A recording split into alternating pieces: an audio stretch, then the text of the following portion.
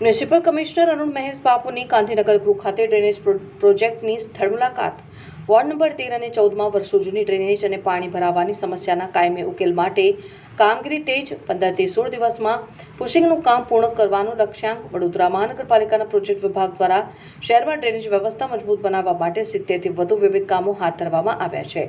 ત્યાર સુધીમાં 30 જેટલા કામો પૂર્ણ થઈ ચૂક્યા છે, જ્યારે બાકીના કામોની કામગીરી વિવિધ તબક્કામાં આગળ વધી રહી છે અને હાલમાં 20 જેટલા કામો યુદ્ધના ધોરણે ચાલી રહ્યા છે અને 3 મહત્વના કામો આગામી 1 અઠવાડિયામાં પૂર્ણ કરવા અધિકારીઓને સૂચના આપવામાં આવી છે, જ્યારે લાંબા ગાળાની બાકીના 19 કામો ઓગસ્ટ બાદ હાથ ધરવામાં આવશે. ગાંધીનગર ગૃહ વિસ્તારમાં હાલ પુશિંગ પદ્ધતિથી નવી ડ્રેનેજ ટ્રક લાઇન નાખવાની કામગીરી ચાલી રહી છે. આ વિસ્તારમાં જૂની ડ્રેનેજ લાઇનોમાંથી સતત પાણીનું સીપેજ થતું હોવાની કામગીરી પડકારજનક બની છે. વધુમાં વિસ્તાર ટ્રાફિકથી ધમધમતો હોવાથી દિવસ દરમિયાન કામ કરવું મુશ્કેલ બનતું હોય છે.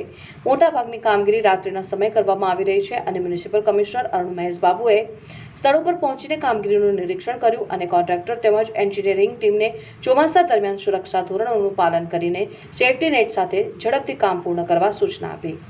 તંત્રના આયોજન મુજબ આગામી 15થી 16 દિવસમાં પુશિંગનું કામ પૂર્ણ થશે. ત્યારબાદ નવી ટ્રંક લાઇનને ગજરાવાડી એસટીપી અને એબીએસ સાથે જોડવામાં આવશે અને આ કામગીરી પૂર્ણ થતાં વોર્ડ નંબર 13 અને 14ના પોલ વિસ્તાર સહિત આસપાસના વિસ્તારોમાં વર્ષોથી ચાલતી ડ્રેનેજ બેક મારવાની અને વરસાદી પાણી ભરાવાની સમસ્યામાં કાયમી રાહત મળવાની આશા વ્યક્ત કરવામાં આવી રહી છે.